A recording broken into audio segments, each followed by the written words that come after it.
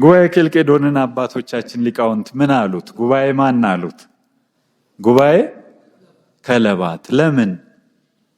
ለምን ከለባት? ለምን ውሾች? ለምን? ወደ ትፋቱ የሚመለስ ውሻ ነው። በኤፌሶን ጉባኤ የተወገዘ ሐሳብን አንስቶ እንደ አዲስ ነገር አምጥቶ ይሄው የሚል ወደ ትፋቱ የሚመለስ እንደ ውሻ ነው። ፊደለ ሐዋርያ ብሎ የሚጀምረው የትምህርት ስርዓታችን ሀ ብሂል ሀሎቱ ለእግዚአብሔር። እስቲ ተመልከቱት የአባቶቻችን ድንቅ ስራና ጥበብ። እግዚአብሔር የተመሰገነ ይሁን። ያሁኑን እኮ ብታነጻጽሩት ኤ ኢዝ ፎር አፕል ነው የሚለው። ከግንኙነቱ ውስጥ ሁለቱንም ማጣ። በዚህች አባባሉ እግዚአብሔርን ረዳቱን ብለህ የሰጠኸኝ አልተሳስተ ነበር እኮ ነው። ባትሰጠኝ ኖሮ ይሄ ሁሉ አይመጣም። ለምን ሰጠኸኝ? ረዳቱን ብለህ የሰጠኸኝ እሷ እንዲያረገች። እሷ ብሎ በማለቱ በመጀመሪያው ከእግዚአብሔር ጋር ሐሳቡን በህሊና ያለውን የህብረቱን ምስጢር ሁሉ ወደ ክስ የቀየረበት አተያይ የለወጠበት ነው። ሔዋንንም አሳልፎ የሰጠበት ነው። ወደ ላይ ከእግዚአብሔር ጋር የነበረውን ግንኙነት አጣ። በኃጢአት ማሳያው ይሄ ነው። ወደ ጎን ሰው ከሰው ለሚለው በሱም በልጆቹም የታየው ነገር ነው። ሔዋንን አሳልፎ ሰጠ። ልጁ ቃየን ልጁ አቤልን ገደለ። እንዲህ ያለ ታሪካችን ቀጠለ። የሰው ታሪክ ተበላሸ። አነጻጽሩት። ቅዱስ ጴጥሮስ ካለው ኢትዮጵያዊ ጃንደረባ ቅዱስ ባኮስ ያለው በምን ይለያል? ኢየሱስ ክርስቶስ የእግዚአብሔር ልጅ እንደሆነ አምናለሁ። የእግዚአብሔር ልጅ አይደለ ያለው ቅዱስ ጴጥሮስ? ጃንደረባውም የእግዚአብሔር ልጅ እንደሆነ አምናለሁ። እንዳልጠመቅ የሚከለክለኝ ምንድነው? ይሄን አምኗላ። አንደኛ ያልተረዳ፣ ሁለተኛ አውቆ የተኛ። ቢጠሩት አይሰማም ይባላል። ምንም እውነት ቢነግሩት የማይሰማ አውቆ ያለ ደግሞ አለ። አውቆ ለዚህ የተሰለፈ ስላለ ነገሩን አስቸጋሪ አርጎት እንጂ ስለ መጽሐፍ ቅዱስ የተጻፉት ገድላቱ፣ ድርሳናቱ፣ መልካ መልክ አርኬው ሁሉ ያሉን የአገልግሎት መጽሐፍትም ወደ መጽሐፍ ቅዱስ የሚመሩ ምኖች ናቸው? በሮች ናቸው። ስለ ኦርቶዶክሳዊነት ያሉ አመለካከቶችን ምንድነው የሚሉት ጥያቄዎችን በመመለስ ረገድ ያሉ ልዩነቶችን እያነሳን ነገሮችን እናስኬዳለን። የመጀመሪያው የኦርቶዶክሳዊነት ታሪካዊ ዳራን መመልከት ያስፈልገናል። ምንድነው ልዩነት የፈጠረው? ምን አይነት አጋጣሚ ነው? ኦርቶዶክሳዊነትን ከዛ አንጻር እንዴት እንግለጠው ነው። በሁለተኛና መሰረታዊ በምንለው ደረጃ ደግሞ ኦርቶዶክሳዊን አስተምሮ ነው መሰረታዊ የልዩነት ጉዳይ አድርገን ማንሳት ያለብን። ምናነሳው ከአስተምሮ ጋር ሰብእናው ነው። አሁን ያልኳችሁ ኦርቶዶክሳዊ ሰብእና ከሌሎች ማንነቶች እጅግ የራቀ ልቀትና ርቀት አለው። ተረዳነውም አልተረዳነውም፣ ኖርነውም አልኖርነውም፣ ኦርቶዶክሳዊ ሰብእና ልቀትም ርቀትም አለው። መኖር መቻሉ ከኛ የሚቀረው ነው። መቻል አለመቻሉ ከኛ የሚርቀው ነው። የልቀቱና የርቀቱ ነገር ግን እውነታው ነው። ልንከደው ማንችለው እውነታ ማለት። ምክንያቱም በምስጢራት ተሳትፎ ወደዚህ ህብረት መተናል። በመጠመቃችን ተለውጠናል። በመለወጣችን ካህናትም ምዕመናንም ሆነናል። ባንለወጥና እንደሌሎቹ ብንሆን ኦርቶዶክሳዊነት ነገሩ እንደተባለው ግልጽነትና ጥራት የጎደለው ይሆንብን ነበር። ነገር ግን አሁን ልዩነቱና ጥራቱ ልቀቱ በጥምቀት ከመለወጣችን በመለወጥ ካገኘነው ርቀትና ልቀት የተነሳ ኦርቶዶክሳዊ ሰብእና ከሌሎቹ የተለየ ደረጃ የያዝንበትን ማየቱ ነው። መሳልዩ ነው ሌላው ወይም ርዮት ምንለው ነው። ይሄ ሐልዮ ያስተሳሰብ መንገዱ እና በዛ ያስተሳሰብ መንገድ ውስጥ ያለ የተለየ መሳሌ ኦርቶዶክሳውያን ጋር ምን አለ? እንዴት ነው ነጽሮታችን? ምን ይመስላል? ርዮተ ዓለም ነጽሮተ ዓለም ራስንም አካባቢንም ወንድምንም እህትንም ቤተክርስቲያንንም ሁሉን ነገር ማለት ነው።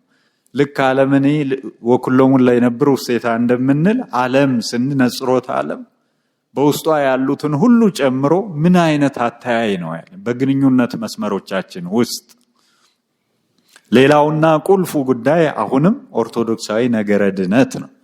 የለየን ልዩ ያረገን አሁንም በከፍታ ላይ ያስቀመጠን ኦርቶዶክሳዊ ርዕዮተ ዓለም ከመስተሃልው ጋር የምናየው እንዲሁ በዘረዘርናቸው ጭብጦቻችን ውስጥ የመጀመሪያ ሆኖ የሚመጣው እንደነገርኳችሁ ታሪካዊ ዳራ ነው።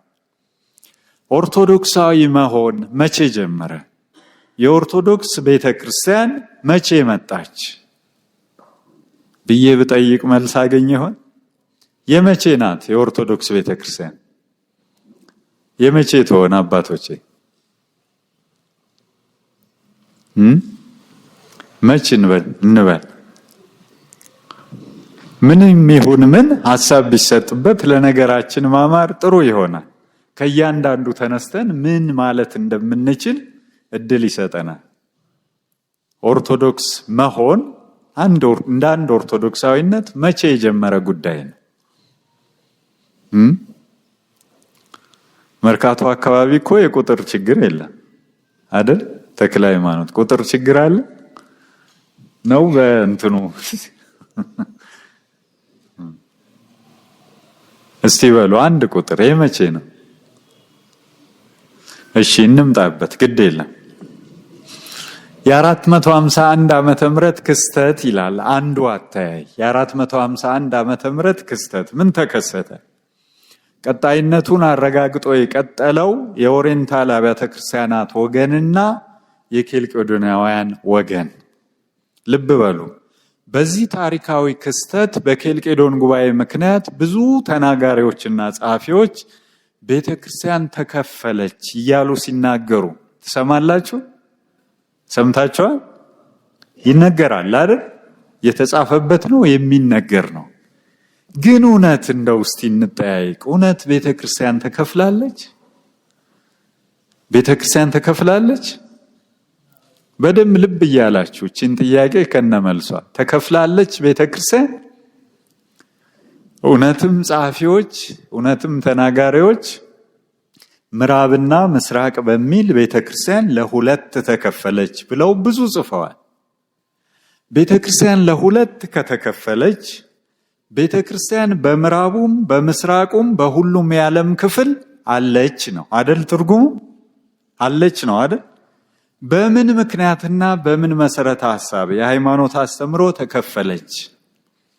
ክሌ ባህሪ በሚሉና ከሁለት ባህሪ አንድ ባህሪ በተዋህዶ በሚሉት ወገኖች ምክንያት ለሁለት ተከፈለች። ይሄንንም ሰምተናል አይደል? ቤተክርስቲያን በሚል ተከፈለች። በጉባኤ ኬልቄዶን የታየውና የተሰማው አዲስ ነገር ክሌ ባህሪ ነው። ምንድነው አዲሱ ካለ ልብ እያላችሁ ነው። አዲስ ነገር ምን መጣ? 451 ላይ ምንድነው እንግዳው ነገር? ልብ በሉ። ከሁለት ባህሪ አንድ ባህሪ በተዋህዶ ነው። ክሌ ባህሪ ነው አዲሱን እንግዳው ነገር።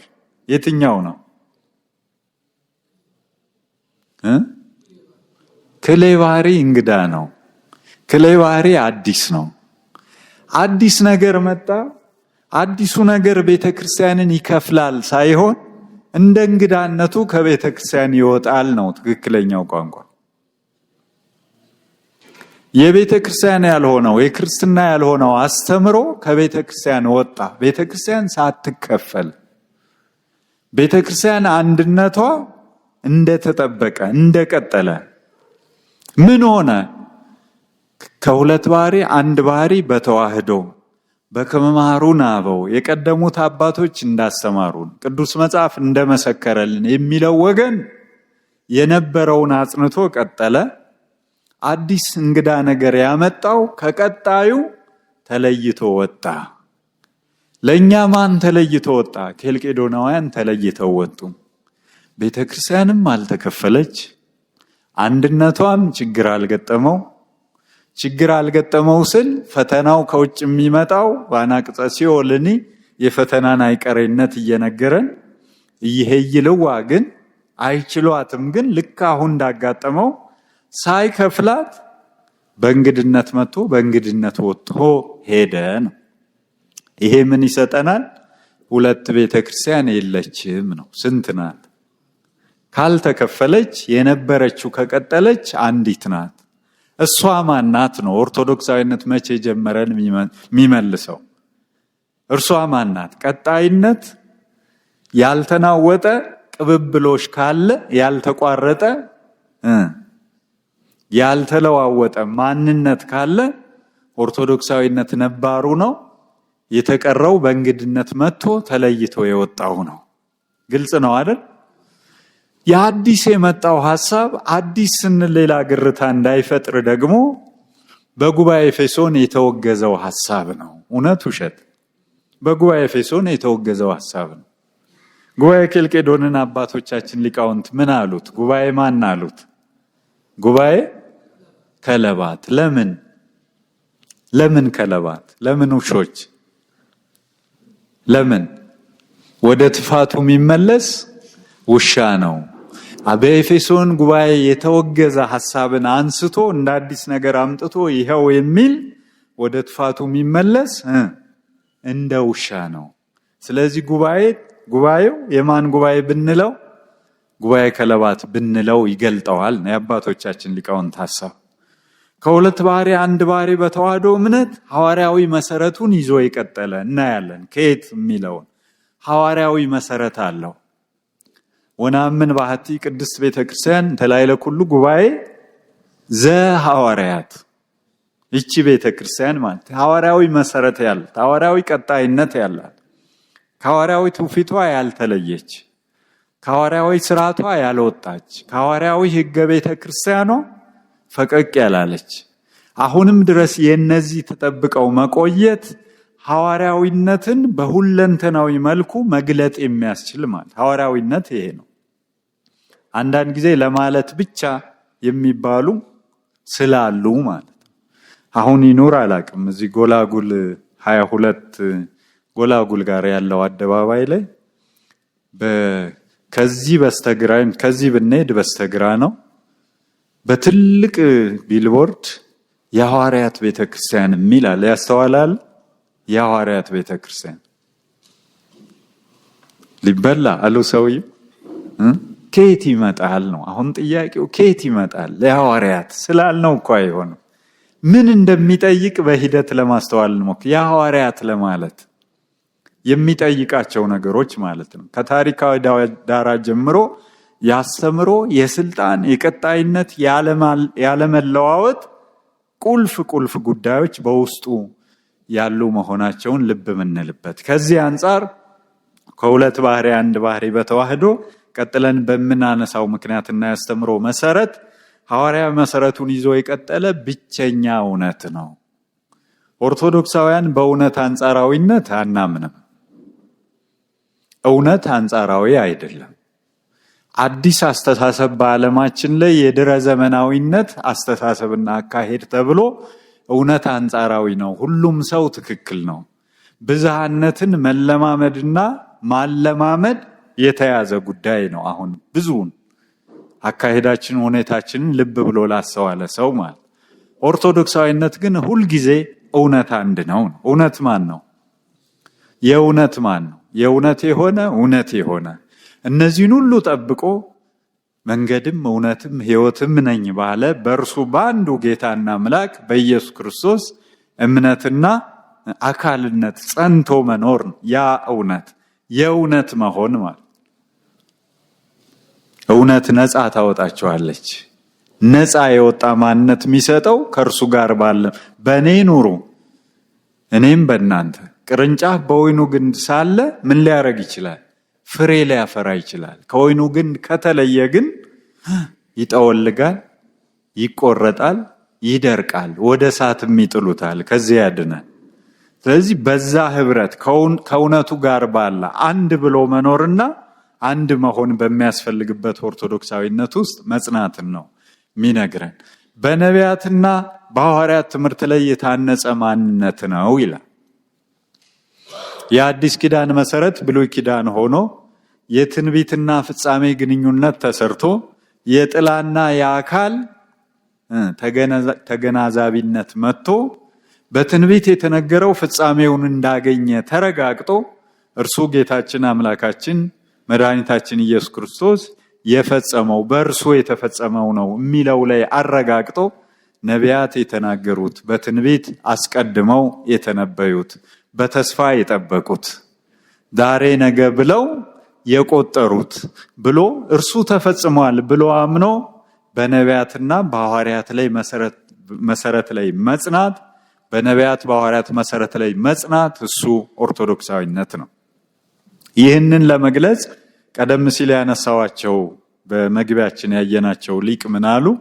በብዙ የዓለም አቀፍ የሃይማኖት ጉባኤያት የሃይማኖት መድረኮች ላይ እንዲህ ባለ ሁኔታ አሁን አንድ ሆነን የአንዲት ቤተክርስቲያን ልጆች በጋራ በአንድነት እንደተገናኘን አንዳንድ አጋጣሚዎች ደግሞ ቀላቅለው የሚያገናኙበት ሁኔታ ይፈጥራል። ቀላቅለው ማለት ካቶሊኩም፣ ፕሮቴስታንቱም፣ ጂኦቫውም፣ ኦርቶዶክሱም ሁሉም በአንድ ላይ ይሆንና በጉባኤው መካከል እንደው እንዳጋጣሚ አሉ ለሁሉም እንደተሰጠ ዕድል ለኦርቶዶክሳውያኑ እናንተስ እስቲ ራሳችሁን እንዴት ትገልጡታላችሁ ባጭሩ እስቲ ንገሩን የሚል ዕድል ይሰጣል አሉ።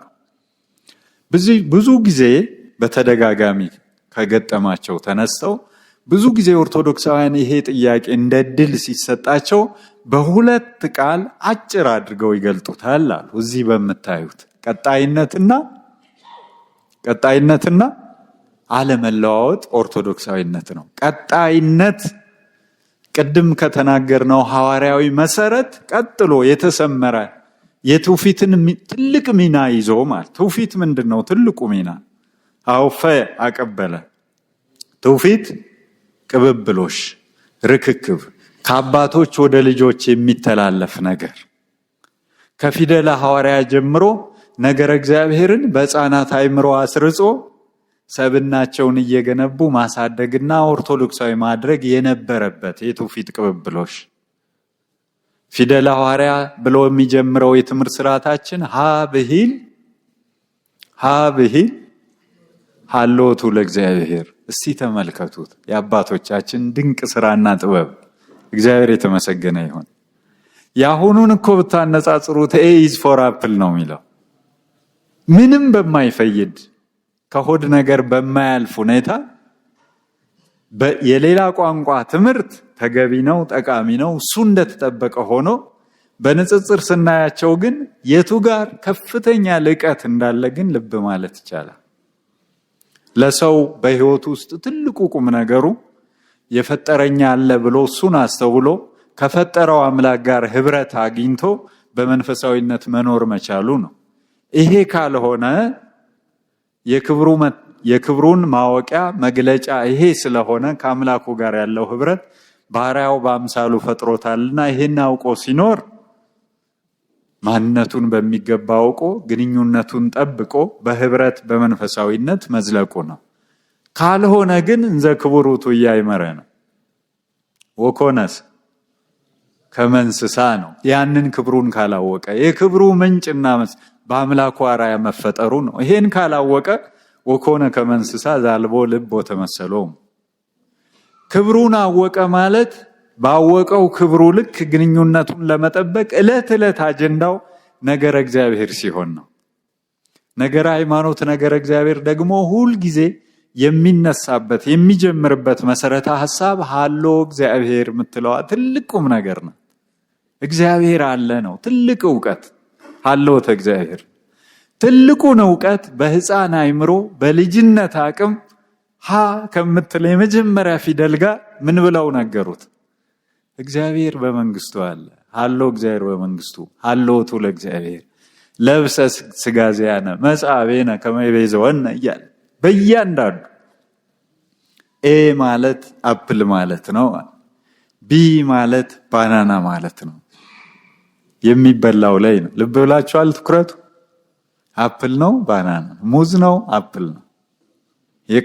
የፊደላቱ ትርጉም በፊደላቱ ትምህርት ነገረ እግዚአብሔር ሃሎተ እግዚአብሔር ማሳወቅና የሚበላ ፍሬ ማሳወቅ በመካከላቸው ያለው ሰፊ ልዩነት ለእናንተ ግልጽ ነው።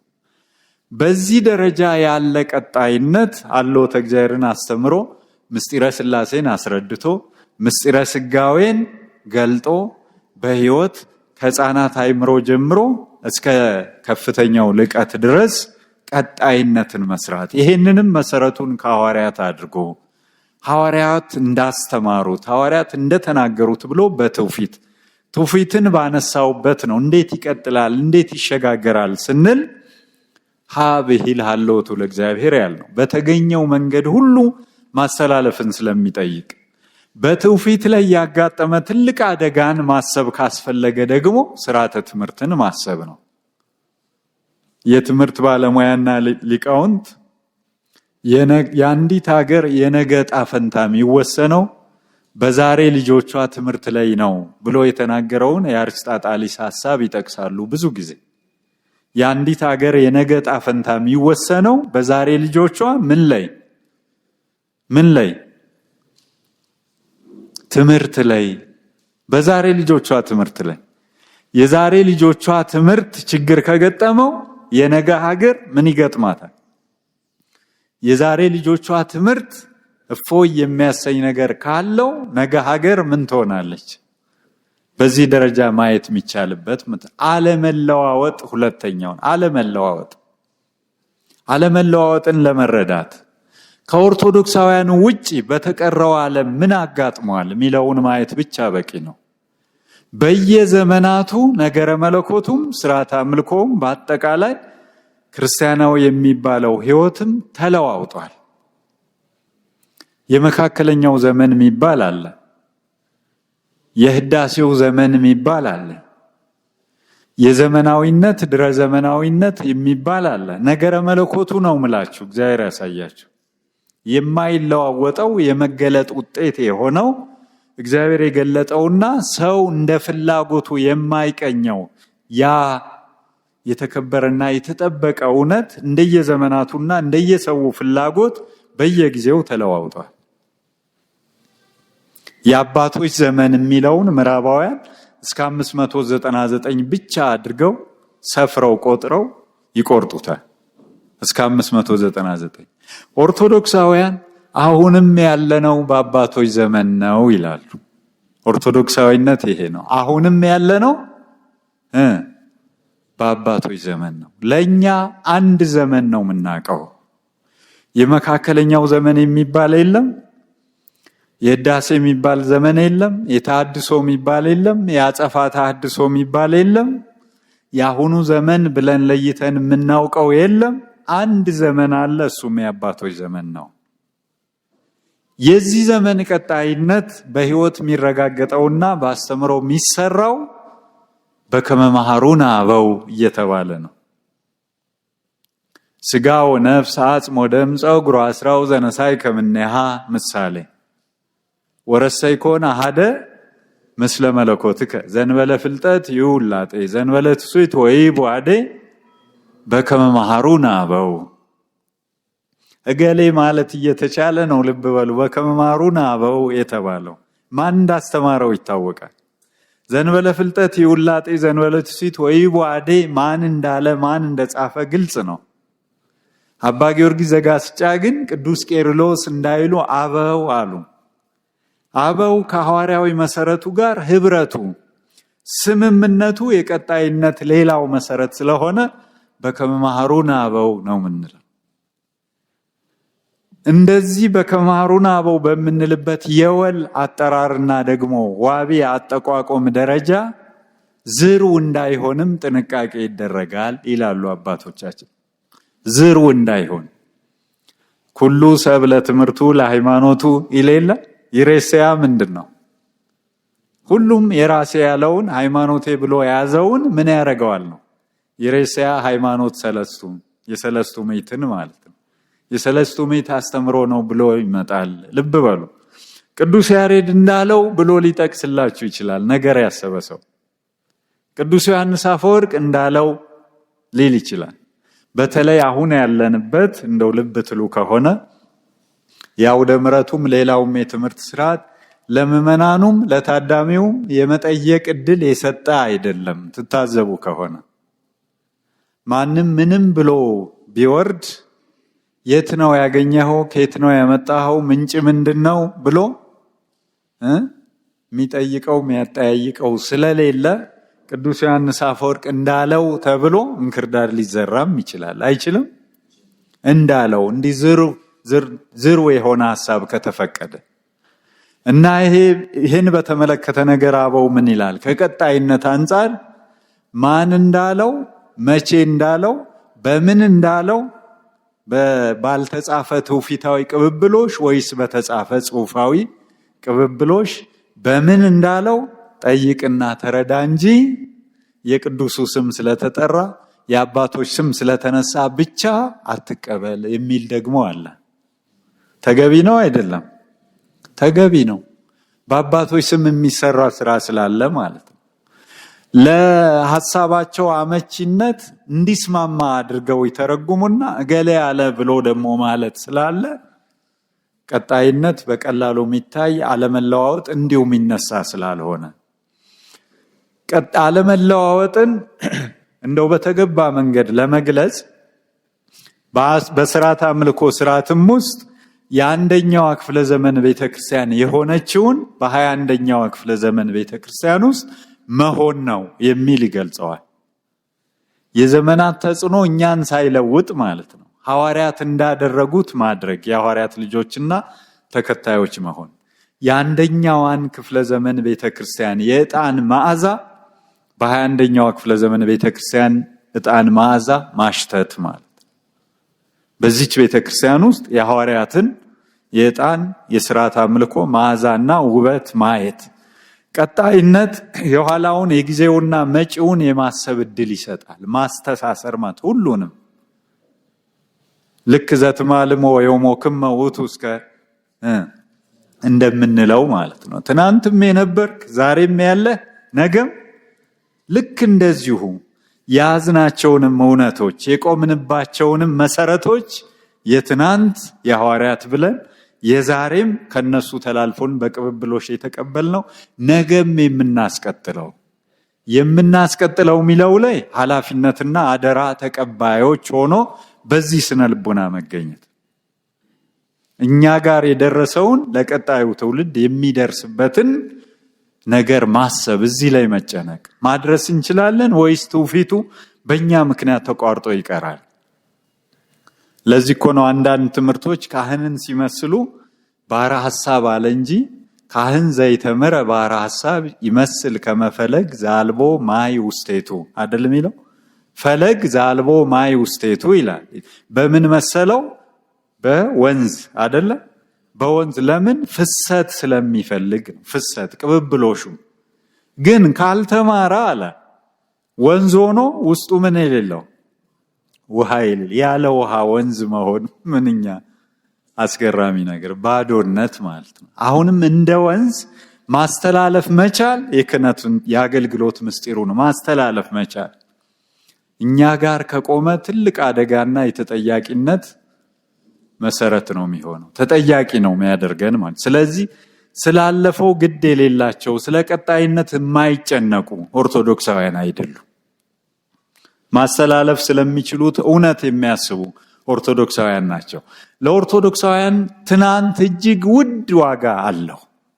የቤተ ክርስቲያን ታሪክ ለምሳሌ በኦርቶዶክሳውያን ዘንድ ካስተምሯችን ክፍሎች ትልቁን ቦታ ይዞ የሚቀመጥ ሲሆን ለሌሎች ደግሞ ኢምንት እርባና የሌለው ጉዳይ፣ ጥቅም የሌለው ጉዳይ። ለእኛ ግን ብሉይ ኪዳንን እንደ ትንቢት፣ እንደ ጥላ፣ እንደ ትዕምርት በማየት አካሉን ምስጢሩና ፍጻሜውን በአዲስ ውስጥ ማየት ኦርቶዶክሳውያን ይመርጣሉ።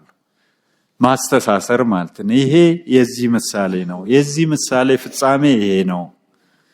ይህም ጠንካራ የኪዳናት ጥምረት እንዲኖረን ያስቻለ ትልቅ ሀብት የሆነ ጉዳይ ነው። የኪዳናት ጥምረት በተለይ ከኦርቶዶክሳውያንም የኢትዮጵያ ኦርቶዶክስ ተዋሕዶ ቤተክርስቲያን በልዩ ገጽታዎቿ ልክ የሚገልጻት ይሄኛው የኪዳናት ጥምረት ነው። ክርስትና በብሉይ ኪዳን ስርዓት መሰረት ላይ የተገነባባት፣ ብሉይ ኪዳንም በሕገ ልቡና መሰረት ላይ የጸናባት፣ በሶስት ሕግጋት ሃይማኖታዊ ሕይወት የተሰራባት ቤተክርስቲያን እግዚአብሔር የተመሰገነ ይሁን። ይሄን ይዞ በዚህ ዘመንም ቀጣይነትን አስጠብቆ መቀጠል የሚቻልባት ጠንካራ የኪዳናት ጥምረት የሚስተዋልባት ትምህርታዊ ነገረ መለኮት ትዕምርታዊ የምንለው አንዱን መስሎ በአንዱ ፍጻሜ አምጥቶ በያዝነው መስቀል ምሳሌ ክርስቶስን አይቶ በክርስቶስ ድነትን ማስተማርና ማሳየት የሚቻልበትን እድል ሰጥቶ የሚናገረው። በተጨማሪም የክርስትናውን ዘመን ብቻ ብናይ በመካከለኛው ዘመን ሊቃውነት በተሐድሶ በአጸፋዊ ተሐድሶ ቅድም ያልነው በዘመነ አብርሆት ያልተቆራረጠ አንድ ዓለም አንድ ዘመን ብቻ ያለው የሚል እምነት ነው ቀጣይነቱ ማለት ነው። ታሪካዊ ዳራ በሚለው ነው እዚህ ጋር የተነሳን። የመጀመሪያው ቤተክርስቲያን መሰረት የኦርቶዶክሳዊነት መሰረት ነው። አዲስ ነገር ሲመጣ አዲሱና እንግዳው ነገር ተለይቶ ወጣ። ኦርቶዶክሳዊነት ግን ቀጠለ። ከምን አሁን ኦርቶዶክሳዊ አስተምሮ ከምንለው መሰረት ጋር ማለት ነው። ታሪካዊ ዳራውን ይዞ የቀጠለው ማለት ነው። ይሄ ኦርቶዶክሳዊ አስተምሮስ መሰረት ያደረገውና በመሰረትነቱ የታወቀው መቼ፣ እንዴት፣ በማን ነው የሚለውን ለማንሳት ነው። አሁን ላይ ያለንበት ደረጃ ኦርቶዶክሳዊ አስተምሮ ጌታችን መድኃኒታችን ኢየሱስ ክርስቶስ በፊልጶስ ቂሳርያ ደቀ መዛሙርትን ሰዎች የሰውን ልጅ ማን እንደሆነ ይሉታል ብሎ በጠየቀው ጥያቄ የሚነሳ ሐሳብ ነው። መነ ይብልዎ ሰብእ ለወልደ እጓለ እመሕያው፣ ማን ይሉታል? ማን ይሉታል? በሶስተኛ ወገን ትንሽ ራቅ ብሎ ማለት ቀጥሎ ከሚመጣው ጥያቄ ይሄኛው ራቅ ብሎ ማን ይሉታል? ሙሴ ነው ይሉታል፣ ኤልያስ ነው ይሉታል፣ ከነቢያት አንዱ ነው ይሉታል የሚሉ መልሶች ተሰሙ። እነዚህ መልሶች አይደሉም ተፈላጊውን መሰረት የሚያመጡትና እናንተስ ወደሚል ጥያቄ ተሸጋግሯል። ወደ ሁለተኛ መደብ እናንተስ ማን ትሉታላችሁ? ይሄ ጥያቄ በሚመለስበት አግባብ ነው ኦርቶዶክሳዊ አስተምሮ የሚባለውን መሰረት ለማወቅ መነሻ የምናደርገው። ምንድነው እሱ አስተምሮ? ማን ነው የመለሰው? ማን ነው? ቅዱስ ጴጥሮስ። ቅዱስ ጴጥሮስ እንዲያል አንተ ውእቱ ክርስቶስ ወልደ እግዚአብሔር ሕያው፣ አንተ ክርስቶስ የሕያው እግዚአብሔር ልጅ ነህ፣ የሕያው እግዚአብሔር ልጅ በእውነት አንተ ክርስቶስ ነህ ብሎ ቅዱስ ጴጥሮስ መለሰ። ጌታችን ምን አለው?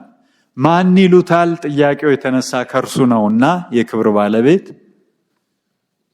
ቅዱስ ጴጥሮስ እቺን መልስ ሲመልስ እውነት እልሃለሁ ይህንን ስጋና ደም አልገለጠልህም፣ እስመ ይከሰተ ለከ ሥጋ ወደም አላ አቡየ ዘበሰማያት፣ በሰማያት ያለ አባቴ እንጂ ስጋና ደም ይህን አልገለጠልህም። ኦርቶዶክሳዊ አስተምሮ የምንለው አንድ በዚህ መነሻ ደረጃ ከዝርዝር ሐሳቦች በፊት ስጋና ደም የገለጠውን አይደለም፣ ሰው የሰራውን አይደለም፣ ዘመን ያመጣውን አይደለም፣ እንደዚህ የተገለጠውን እምነት ነው። ኦርቶዶክሳዊ ነገረ መለኮትን ምን ይሰራዋል ብንል እግረ መንገድ በዚች ደረጃ ኦርቶዶክሳዊ ነገረ መለኮትን ነገረ ሃይማኖትን የሚሰራው መገለጥ ነው ይላል። አስተርእዮ የነገረ መለኮት መሰረት ነው። በግሪኩ ቴዎፋኒ የአምላክ መገለጥ የነገረ መለኮት መሰረት ነው።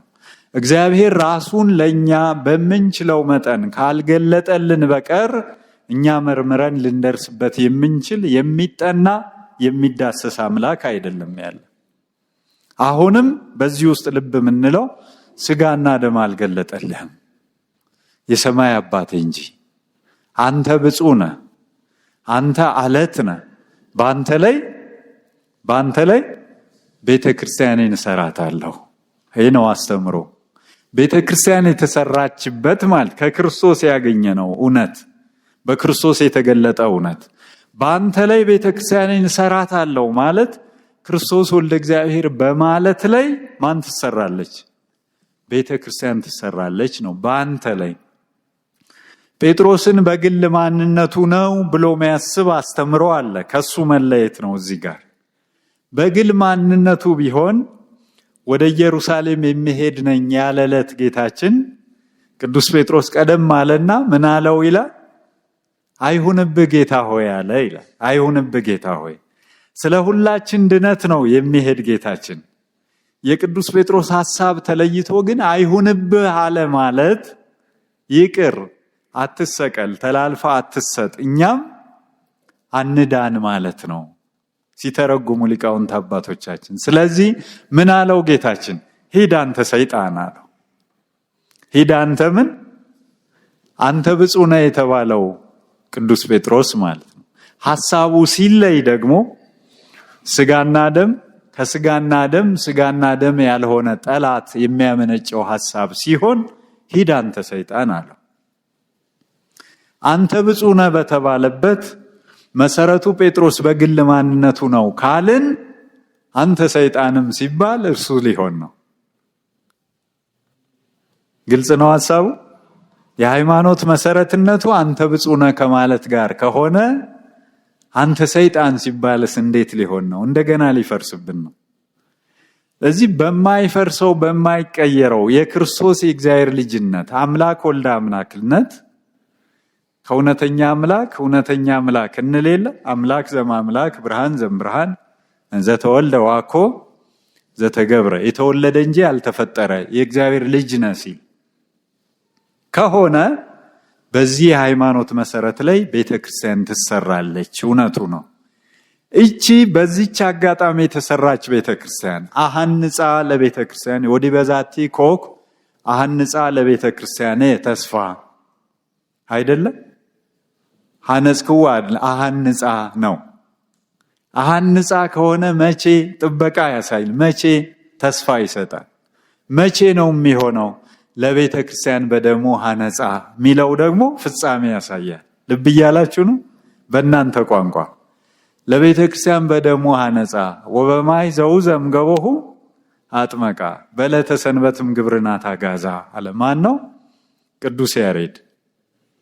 በደሙ መሰረታት፣ ከጎኑ በፈሰሰው ውሃ አጠመቃት፣ በትንሣኤው ከባርነት ነፃ አወጣት፣ የተዋጀች ነፃ የወጣች ሆነች ቤተክርስቲያን ይላል። ቤተክርስቲያንን በመስቀል ላይ ሰራት፣ በደምና ውሃ በምስጢራት መሰረታት ይላል። ደሙ ስጋ ወደሙ ውሃው ጥምቀት ሆኖ በምስጢራት ይሄ መሰረታውያን ምስጢራት በመንላቸው ቤተክርስቲያንን ሰራት። መሰረቱ ሃይማኖቱ መሰረቱ ምስጢራቱ ሆነው ቤተክርስቲያን ተሰራች። እቺን ቤተክርስቲያን ቅዱስ ጴጥሮስ ከመሰከረው መለየት መለዋወጥ አለመኖሩን ማረጋገጥ ኦርቶዶክሳዊነት ነው። አዲስ ሐሳብና እንግዳ ነገር አስተምሮ ሲመጣ ደግሞ ኦርቶዶክሳዊነት ነው። ግልጽ አይደለ ሐሳቡ? የቀጣይነቱን ለማረጋገጥ የቀጣይነቱን ነገር ለማምጣት ኢትዮጵያዊን ጃንደረባ ማንሳት ለኛ ለኢትዮጵያውያኑ ጠቃሚ ነው። አነጻጽሩት። ቅዱስ ጴጥሮስ ካለው ኢትዮጵያዊ ጃንደረባ ቅዱስ ባኮስ ያለው በምን ይለያል? ይለያል። ኢየሱስ ክርስቶስ የእግዚአብሔር ልጅ እንደሆነ አምናለሁ። የእግዚአብሔር ልጅ አይደል ያለው ቅዱስ ጴጥሮስ? ጃንደረባውም የእግዚአብሔር ልጅ እንደሆነ አምናለሁ። እንዳልጠመቅ የሚከለክለኝ ምንድን ነው? ይሄን አምኗላ። ይሄው ውሃ አለ አለ ራሱ። ፊልጶስም አጠመቀው። ይሄን እውነት ይዞ ወደ ኢትዮጵያ ሀገራችን መጣ። ከዚች ጊዜ ጀምሮ ያ እውነት ቀጣይነቱ ተረጋገጠ። እየተሰበከ እየተነገረ እኛ እስካለንበት ዘመን ድረስ ቀጠለ ማለት። ቀጣይነት ያለው ማለት አለን ማለት ይሄ ነው።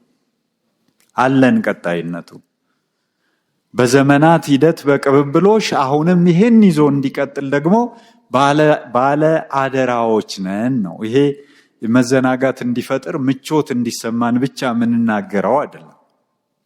ኃላፊነት እንዲሰማን አደራውን እንድንሸከም እንጂ አይደለም መሆን ያለበት። ይሄ ነው በአስተምሮ ደረጃ ኦርቶዶክሳዊነት። የእግዚአብሔር ልጅ ኢየሱስ ክርስቶስ ሰው የሆነው አምላክ ከሁለት ባህሪ አንድ ባህሪ በተዋህዶ ምን ለማለት ያበቃን ምስጢር ነው ካልን ወአካሉሰ ለወልድ ሱታፌነ፣ የወልድ አካል ዘመዳችን ሆኗል። እስመ አሐዱ ውእቱ እምክሌቱ መለኮት ወትስብእት ህቡረ ወረሰዮሙ አሐደ ለክሌሆሙ አስረጂው ማለት ነው። እስመ ብሎ ሲያመጣ እስመ አሐዱ ውእቱ እምክሌቱ መለኮት ወትስብእት ህቡረ ከሁለት አንድ መለኮትና ትስብእት በተዋህዶ ወረሰዮሙ አሐደ ለክሌሆሙ ቅዱስ ጎርጎርዮስ ገባሬ መንክራት። ይሄ የሚነገረው ይሄ የሚታወቀው የሚሰበከው በቅድስት ቤተክርስቲያናችን ነው። ከቅዱስ ጴጥሮስ ምስክርነት ቀጣይነትን ነው በዚህ የምናየው።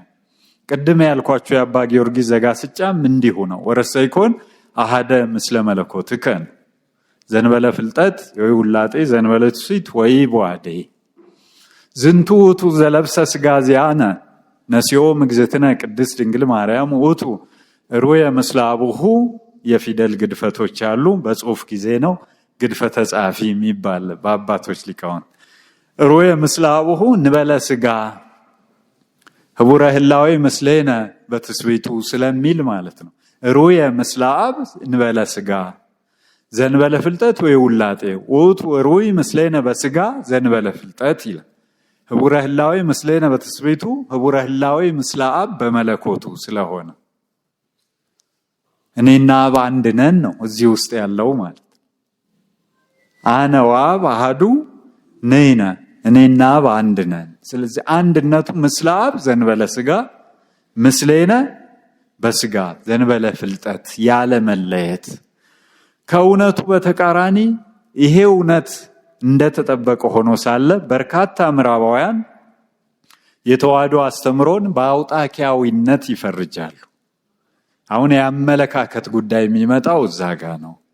የኛ የቅድስት ቤተክርስቲያናችንን ማንነት በተዛባ መንገድ የሚያዩ ሁሉ የሚሳሳቱበት ጭብጥም ከዚህ አንጻር የሚታይ ነው። ታሪክ ጻፊዎች፣ የነገረ መለኮት ተንታኞች ወዘተ የኢትዮጵያ ኦርቶዶክስ ተዋህዶ ቤተክርስቲያን ሞኖፊሳይት የሚሉት ማለት አንድ ባህሪ በተዋህዶ ቀርቶ አንድ ባህሪ በመጠፋፋት በመዋዋጥ እንዳውጣኪ አድርገው የሚገልጡትን ለቤተክርስቲያናችን ማንነት መግለጫ አድርገው ሲሰጡ ይሄን ጊዜ ልዩነት መስራት የሚጠይቅ ስለሆነ ነው ምናነሳው። አይደለንም።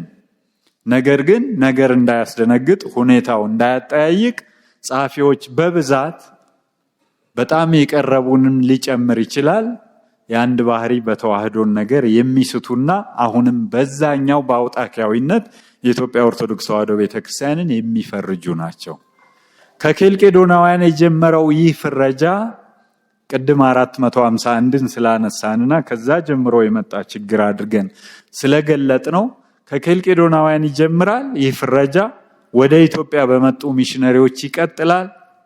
የግራኝ አህመድን ወረራ ተከትሎ ከፖርቹጋል ወታደሮች ውስጥ ተሰግስገው ከመጡ ሚሽነሪዎች ጋር አብሮ የኢትዮጵያ ኦርቶዶክስ ቤተክርስቲያንን ባልሆነችው መወከል፣ ስም መስጠት፣ መፈረጅ በሰፊው የተሰራበትን ጊዜ ለማምጣት ነው። በቅርቡም እና አባ አየለ የሚባሉት በኢትዮጵያ ኦርቶዶክስ ተዋህዶ ቤተክርስቲያን ላይ የሰሯቸው ስራዎች፣ እነ መላከ ብርሃን አድማሱ ጀንበሬ የሰጧቸው ምላሾች ይሄን ምክንያት ያደረጉ መሆናቸውን እግረ መንገድ ማወቅ ስለሚያስፈልግ ነው። ማናት ቤተክርስቲያናችን? ምንድነው? እንዴት ነው ኦርቶዶክሳዊነታችን? በአግባቡ ጠብቀን የያዝነው እኛ ጋር የጎደለ ጉድለት ቢኖር ይህን እውነት ስለማይቀይረው እውነቱን ግን እያነሳን ባለነው ቅብብሎሽ ውስጥ ማስቀጠል እንድንችል እየተነሳ ያለ ሐሳብ ነው። ሰብና የሰብና ደረጃ ላይ ደርሰን ነው አሁን ቅድም በዝርዝር ካነሳናቸው ጉዳዮች ውስጥ አንዱና ቁልፉ።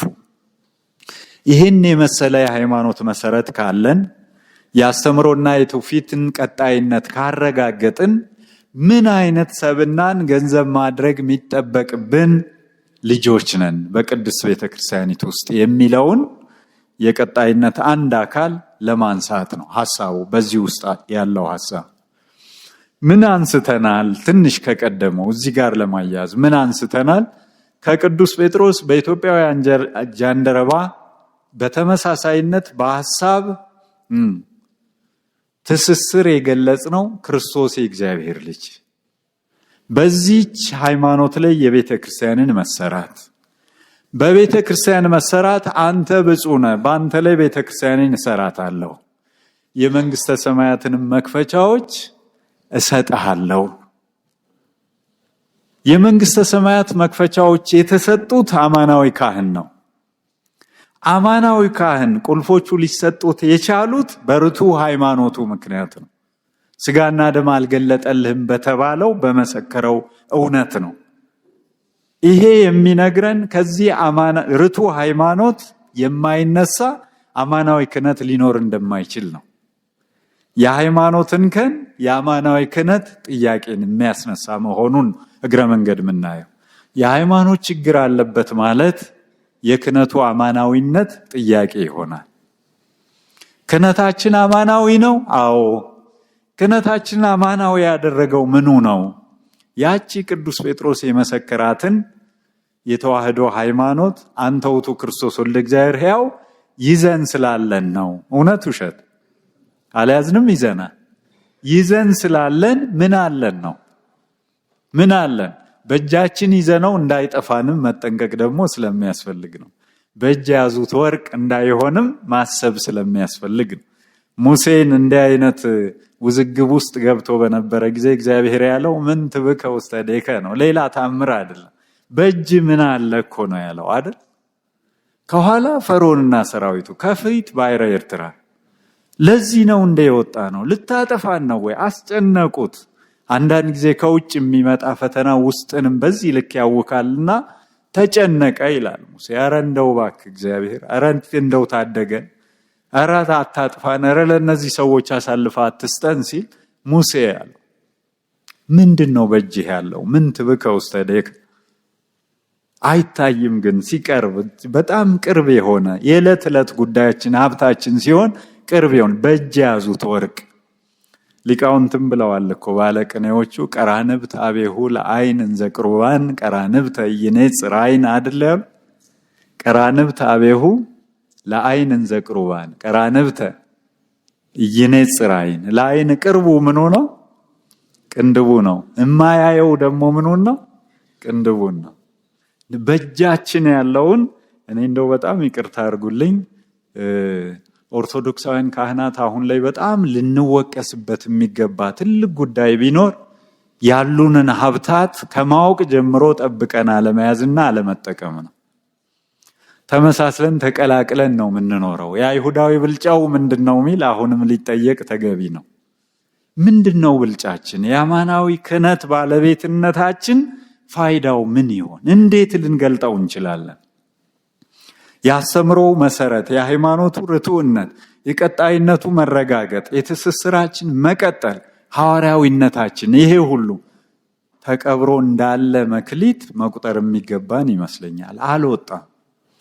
ይኸው 5 ሰጠኸኝ 5 አተረፍኩበት ለማለት ምንችል እንጃ አይመስለኝም። ኋላ እንወያያለን። ምንድነው የጎደለን ሚለው ላይ ምንድነው ጉድለታችን?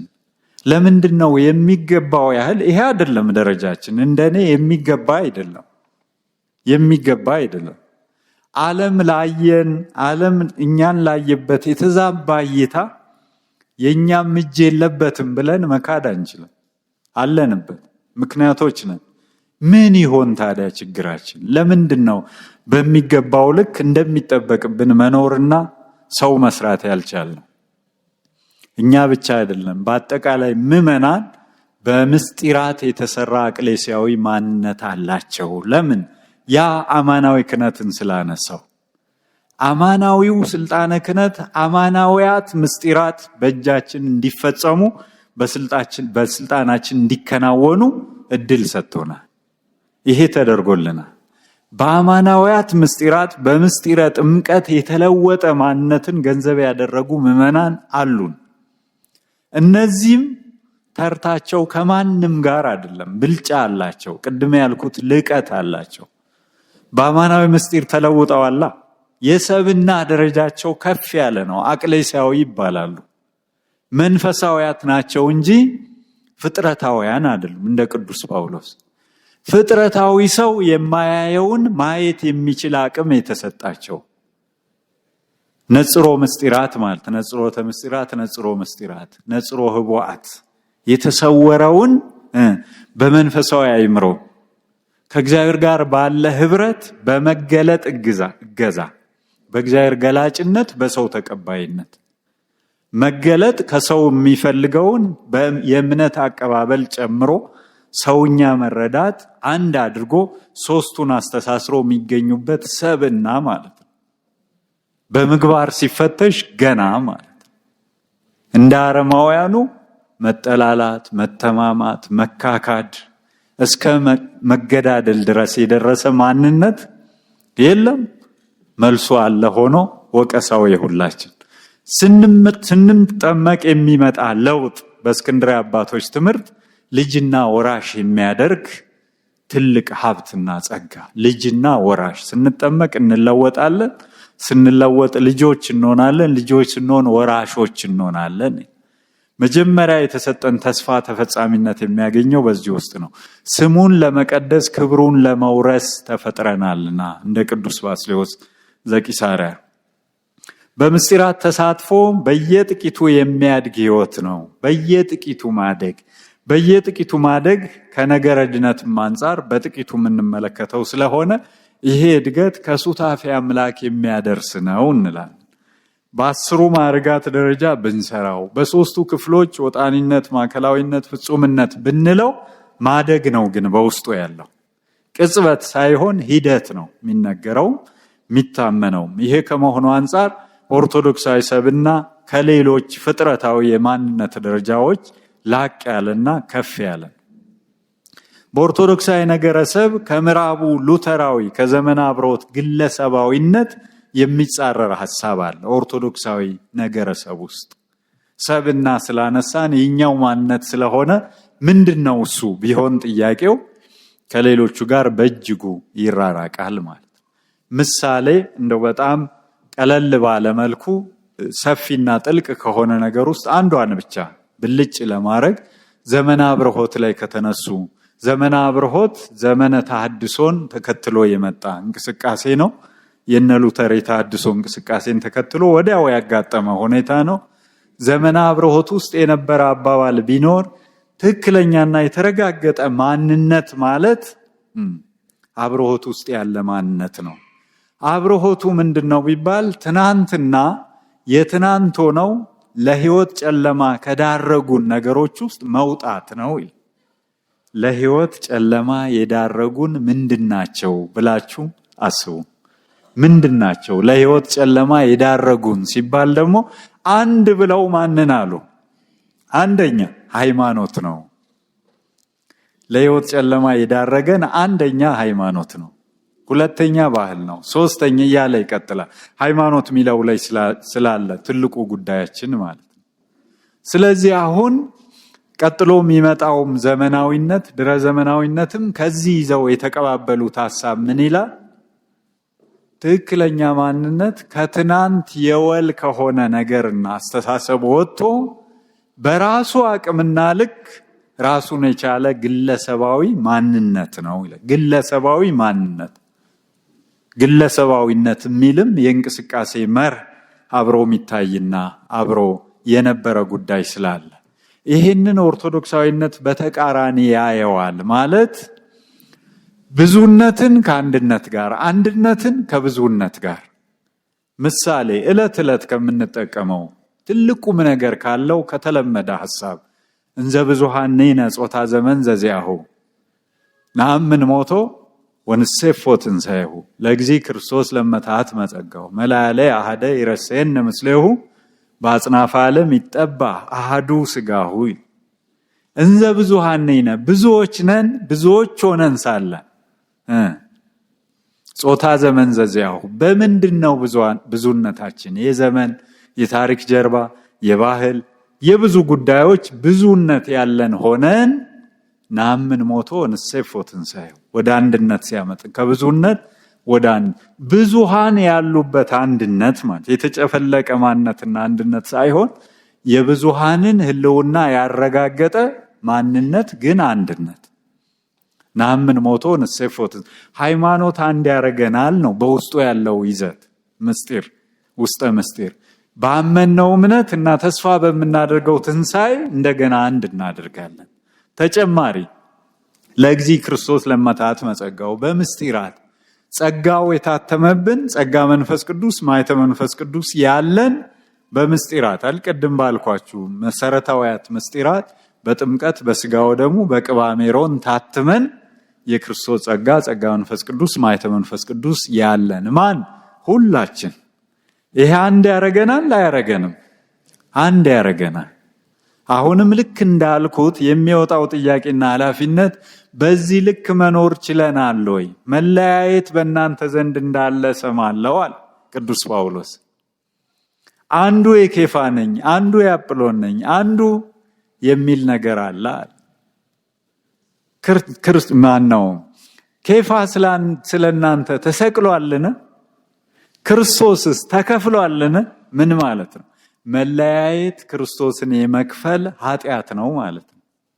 መለያየት እኩል ይሆናል ክርስቶስን መክፈል ማለት ነው። ለምን ምንታዌ እያልን አወገዝ ነው? እንደዛማ ከሆነ ምንታዌ ኑፋቄ እያልን ያወገዝ ነው በእኛ መለያየት ክርስቶስን መክፈል መጣ። ኦርቶዶክሳዊነት ውስጥ ያልተገባ ባልተገባ ልምምድ ግን የመጣን የተለማመድ ነው ክፉ ነገር ክፉ አመል። መለያለ ሀደ ይረሴነ ምስሌሁ አለ በአጽናፈ ዓለም ይጠባዱ ስጋሁ። አንድ ስጋ በዓለም ሁሉ ይፈተታልና አንድ ደም ይፈሳልና በዚህ ምክንያት ከእርሱ ጋር ብልቶች አካላቶች ህብረት ያለን ያድርገን። አሜን። ህብረት ያለን አድርገን ከምስጢራቱ ጋር አገናኘው። በአጽናፈ ዓለም ይጠባዱ ስጋው። አንድ ስጋ የምንካፈል ስለሆንን ያለው አንድ እንጀራ የምንካፈል ከሆንን ቅዱስ ጳውሎስ እንዲሁ አንድ እንጀራ የምንካፈለው የምንባርከው የበረከት ጽዋ ከክርስቶስ ደም ጋር ህብረት ያለው አይደለምን? የምንቆርሰውስ እንጀራ ከክርስቶስ ስጋ ጋር ህብረት ያለው አይደለምን? አንድ እንጀራ ስለሆነ እኛ ብዙዎች ስንሆን አንድ ስጋ ነን። ሁላችን የአንዱን እንጀራ እንካፈላለንና ከላይ የተነሳው አንድነትና ይሄ አንድነት ጨርሶ የተለያዩ ናቸው። ብዙሃንን በህብረት አንድ ያደረገ አንድነት እንደተዋህዶ ከሁለት ባሪ አንድ ባሪ በተዋህዶ ያለ መጠፋፋት ይሄኛው አንድነትም ብዙሃን በክርስቶሳዊ ህብረት አንድ የሆኑበት በቤተክርስቲያን ጥላ አንድ ሆነው የተገኙበት አንድነት ማለት መጠፋፋት የሌለበት። ከነገረ ድነት አንጻር ኦርቶዶክሳዊነት ሁለንተናዊ ድህነት ነው እንላለን። ሁለንተናዊ ድህነት ለሁለንተናዊ ድህነት ምክንያቱ የድህነትን ዘርፎች በንዑስ ዘርፍነት ደረጃ እያስቀመጡ ከዚህ የሚሉ አስተሳሰቦች በመኖራቸው ምክንያት ነው። በእምነት ብቻ በጸጋ ብቻ የሚሉ የመጡበትን ነገር ነው ይሄኛው የሚመለከተውና እርሱ ጋር በዝርዝር ከመግባት ይልቅ ኦርቶዶክሳውያን አብያተ ክርስቲያናት ሰውን ለሁለንተናዊ ድነት ማብቃት ተቀዳሚ ዓላማና ተግባራቸው ነው ይላል። በአጭር አገላለጽ ኃጢአት በሰው ላይ ያሳደረው ተጽዕኖና ያመጣው ዕዳ ምንድነው ያስከተለው ጉዳት? ህብረትን ማጣት አንዱ አገላለጽ ነው። ህብረትን ማጣት፣ ህብረት መንፈሳዊ ሱታፌ ዘመንፈስ ቅዱስን ማጣት። ይሄ ህብረትና ግንኙነት አንዱ ከእግዚአብሔር ጋር ይላል። ሰው ከእግዚአብሔር ጋር የነበረው መንፈሳዊ ህብረትና መንፈሳዊ ግንኙነት በኃጢአት ምክንያት መቋረጡን ምክንያት አድርጎ ይሄ ብቻ አይደለም ይላል። ኃጢአት ሰውን ከሰውም መልካም ግንኙነት አሳጥቶታል። መተባበር መረዳዳቱን ነስቶታል። ግንኙነቱን አቋርጦበታል። ማሳያ ቢባል ከበደል በኋላ አዳም ለመጀመሪያ ጊዜ እሷ ናት ጥፋተኛ ብሎ ሔዋንን አሳልፎ ሰጥቷል። ለምን ይሄን አረክ ባለው ጊዜ እግዚአብሔር ረዳት ትሁን ብለህ የሰጠኸኝ አለ። እሷ አይደለም አሳልፎ መስጠት ማለት ነው። ሔዋን የማን ናት? የአዳም ከጎኑ በወጣች አጥንት የተሰራችለት ረዳት ትሁን ብሎ የሰራለት። ከግንኙነቱ ውስጥ ሁለቱንም ማጣ። በዚህች አባባሉ እግዚአብሔርን ረዳት ትሁን ብለህ የሰጠኸኝ አለ። ተሳስተህ ነበር እኮ ነው። ባትሰጠኝ ኖሮ ይሄ ሁሉ አይመጣም። ለምን ሰጠኸኝ? ረዳት ትሁን ብለህ የሰጠኸኝ እሷ እንዲያረገች እሷ ብሎ በማለቱ በመጀመሪያው ከእግዚአብሔር ጋር ሐሳቡን በህሊና ያለውን የህብረቱን ምስጢር ሁሉ ወደ ክስ የቀየረበት አተያይ የለወጠበት ነው። ሔዋንንም አሳልፎ የሰጠበት ነው። ወደ ላይ ከእግዚአብሔር ጋር የነበረውን ግንኙነት አጣ። በኃጢአት ማሳያው ይሄ ነው። ወደ ጎን ሰው ከሰው ለሚለው በሱም በልጆቹም የታየው ነገር ነው። ሔዋንን አሳልፎ ሰጠ። ልጁ ቃየን ልጁ አቤልን ገደለ። እንዲህ ያለ ታሪካችን ቀጠለ። የሰው ታሪክ ተበላሸ። እውነት አይደለም? ይሄን ያመጣው ኃጢአት ነው። ይሄን ያመጣው ድነት ሁለንተናዊነት ሲሰጠው በኦርቶዶክሳዊት ቤተክርስቲያን እነዚህን ሁሉ ያጣናቸውን ነገሮች እንዲመልስ ሲሰራ ማለት ነው። ነገረ ድነቱ ማነህ ላይ ያዝነው ጥሩ መረዳት ማነው ላይ ጥሩ መረዳት ይሆን? ለኔ የሆነው ለሱ ነው። አራያ እግዚአብሔር አንድ ክርስቶስ የለበሰው ክርስቶስ የነሳው የባህሪ ገንዘብ ያደረገው ማንነት ሁለት በመስቀል ላይ ራሱን የሰዋለት ዋጋ የከፈለለት ማንነት በስጋዌው በትንሳኤው በእርገቱ ከፍ ከፍ ያደረገውን ከፍታውን የገለጸለት ማንነት የኔ ብቻ አይደለም የሁሉም ነው። የኔ የሆነውን ለሌላው ሳስብ ያቺ የተበላሸችው ግንኙነት እቺ አግድም የምትባለው በጥሩ ሁኔታ ተመልሳ ጥሩ ትሆናለች ማለት ሁለንተናዊ ድህነት የሚባል ካንተ የተነሳ ምድር የተረገመች ትሁን ብሎ እግዚአብሔር ምድር ከፍታ ሰው ያሻውን የማያገኝባት ሆና ግንኙነት ተበላሽቶ እርሱም ጨክኖባት ምድር ላይ ማለት ጨክኖባት በምስራቅ ኤደን ገነትን አዘጋጀ ይጠበቃትም ይንከባከባትም ዘንድ አዳምን በዚያ አኖረው አለ መጽሐፍ ቅዱስ ዘፍጥረት 2 አይደል በዚያ ነው ይጠብቃትም ይንከባከባትም ዘንድ ቅዱስ ዮሐንስ አፈወርቅ ይሄን ሲተረጉም በእግዚአብሔር ማመንን መሰረት አድርጎ ይጀምራል ይል በእግዚአብሔር ማመን መጠበቅ መንከባከቡ ለምን ሰው አድርግ የተባለውን ትእዛዝ ለማድረግ በትእዛዝ ሰጪው ላይ ያለው እምነት ቦታ ስላለው ማለት ጸባቴ ያዘዙት ትእዛዝ የሚፈጸመው በሳቸው ላይ ባለን አመለካከት ሊሆን ይችላል አድርጓል አረታዋቸው ሊል ይችላል የሆነው ወገን አሉ እንደ ጸባቴ ይላል አይ ይሄማ እንዴ ብሎ ወዲያውኑ ሊጀምረው ምንድነው በሁለቱ መካከል ያለው ልዩነት ጸባቴ ላይ ያለው አመለካከት ነው ጠብቅ ተንከባከብ አለው እግዚአብሔር አለ በእግዚአብሔር ማመን እንከን ባይገጥመው ቅዱስ ዮሐንስ አፈወርቅ ገነትን ይጠብቃት ይንከባከባት እንደዚያው ይቀጥል ነበር አለ መጠበቁ ግን ወደ መቅጠፍ ተቀየረ ምን ሲጠፋ እምነት ማለት ያቺ እምነት አታድርግ ጠብቅ ያለውን ወደ መጣስ የመጣው በእምነት ጀመረ አለ ይሄን እንደ መጀመሪያ ህግ ይወስደዋል ቅዱስ ዮሐንስ አፈወርቅ አሁንም በዚህ ውስጥ ያለው ነገር ምድርን ከዚህ ጀምሮ ጠብቅ የተባለውን መጠበቅ አይደለም እየመዘበረ ያጠፋ የተፈጥሮ ሀብቱ በዚህ ደረጃ ተመናምነው ሰው እየተራበ የሚገኝበት ምክንያት ከኛው የተነሳ ነው በእኛና በምድር መካከል ያለው ግንኙነት ተበላሽቶ ሁሉን አንድ አድርጎ መልሶ ሁለንተናዊ ድነት ሰጥቶ አሁን ሰው ያለበት ደረጃ የተመለሰ ማንነት ይዘት እንዲኖረው የሚያደርገው የቤተክርስቲያናችን አስተምሮ ወምድርኒ ትገብር ፋሲካ ታጽባ በደመ ክርስቶስ ይላል ምድር አይደለ ከሰው ጋር ምን ታረጋለች ሐሴት ደስታ ተድላ ታረጋለች ምን አግኝታ በክርስቶስ ደም ታጥባ በክርስቶስ ደም ነጽታ ማለት ከሰው የተነሳ የተረገመችው ከአዲሱ ሰው የተነሳ መንጻት መቀደስ አግኝታ ማለት ይሄ ሁለንተናዊ ድነትን ሰራለን ማለት ሁሉን ያገኘንበትን እድል ሰጠን ሰው ያለበት ደረጃ በእነዚህ የተሟላ የድነት ሁኔታዎቹ ሲገለጥ ጊዜ ኖሮን ሁሉን ማየት ብንችል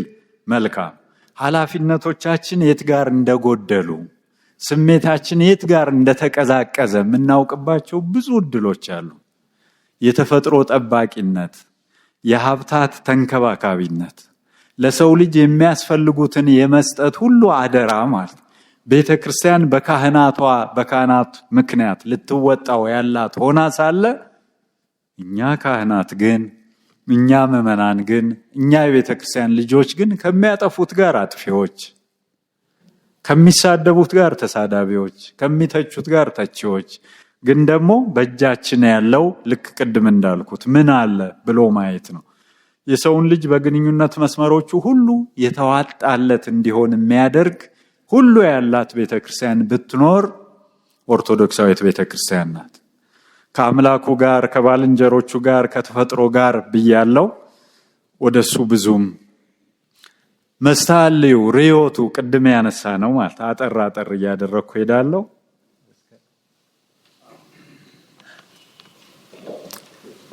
ነገረ መለኮት አሁን አተያይ ላመጣ ስለሆነ ነው ነገረ መለኮት በኦርቶዶክሳዊ እይታ ነገረ መለኮት ምን ማለት ነው እንዴት ይሰራል እንዴት እንኖርበታለን የሚሉትን ከእግዚአብሔር ጋር መንፈሳዊና ምስጢራዊ ህብረት ምናደርግበት ህይወት ነው ብለው ይበይናሉ እነ እጩ ዶክተር አባታችን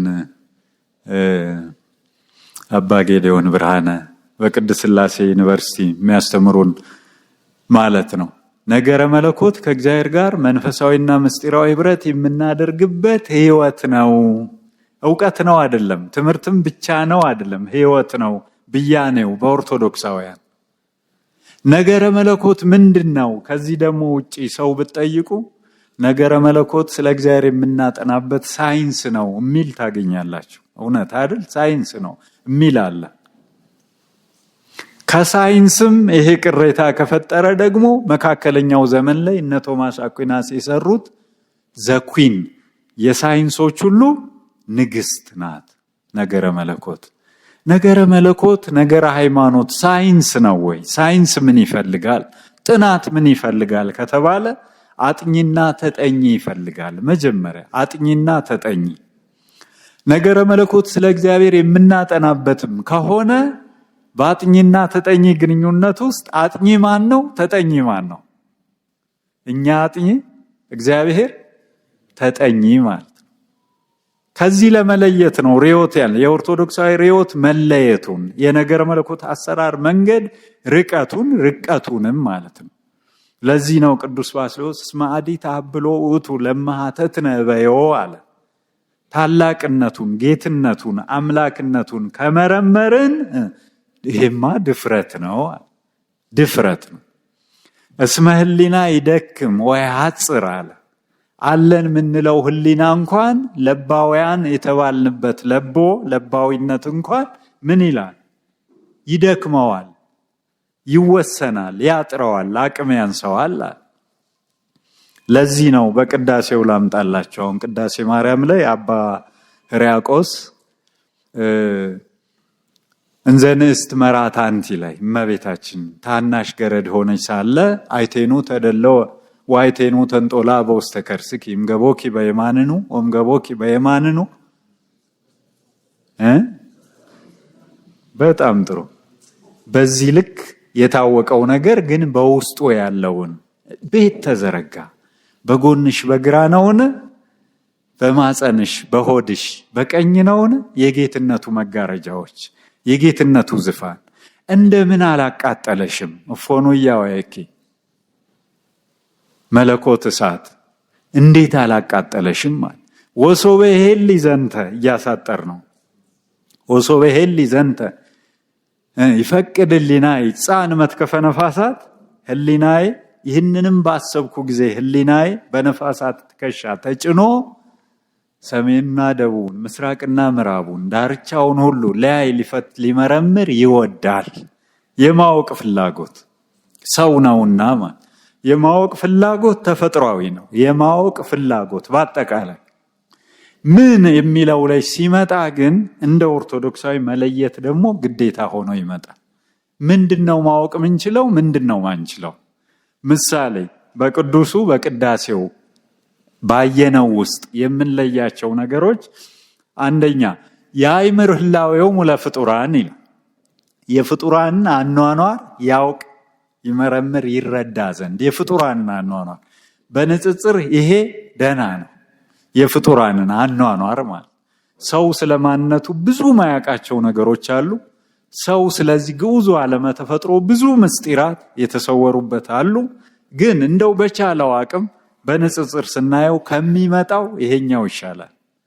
ወይ መጥን መቃቴው ሙላብርት ያምር ህላዌሁ ለሰማይ እያለ ይሄዳል። የመጨረሻውና ከባዱ ግን ወይ ቅላ መንጦላ የተመስዋራቲው ለህያው ይላል። የልጅሽን የጌትነቱን መጋረጃ ከፍቶ ሊያይ ይወዳል። ይቻላል? አይቻልም። አለመቻሉን በምን ገለጸው? ይስን ወይ ገብ ሀበዘት ካትላዊሁ አቅቶት ወደ ቀደመ አኗኗሩ ይመለሳል። የቀደመ የውሱንነት ደረጃውና አኗኗሩ ማለት ያሰበው ሌላ ነው፣ የደረሰበት ሌላ ነው።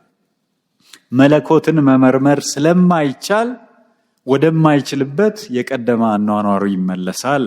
የርዮቱን ልዩነት በዚሁ አጋጣሚ እንጥቀሰው ካልን ግን ይሄ አሁን አይቻልም ያልነው ምርመራ በሌሎቹስ የሚል ደግሞ አጭር ማሳያ እናምጣ። ይሄ አውናሜዎስ የቀጰዶቅያ አባቶች ምላሽ የሚሰጡት አባታችን አንቲዩናሚያን ራይቲንግስ ጸረ አውናሜዎሳዊ ጽሑፎች ተብለው በቀጰዶቅያ አባቶች ቅዱስ ባስልዮስ፣ ቅዱስ ጎርጎርዮስ ዘኑሲስ እና ዘንዚናዙ በጻፏቸው ጽሑፎች ውስጥ ምናነባቸው እውነታዎች አሉ። ምን አለ ይላል አውናሜዎስ። በሃይማኖተ አበውም ይነሳል ስሙ። ዘቅዱስ ባስልዮስ ዘቅዱስ ጎርጎርዮስ ሁለቱም አሁን የነገርኳቸው።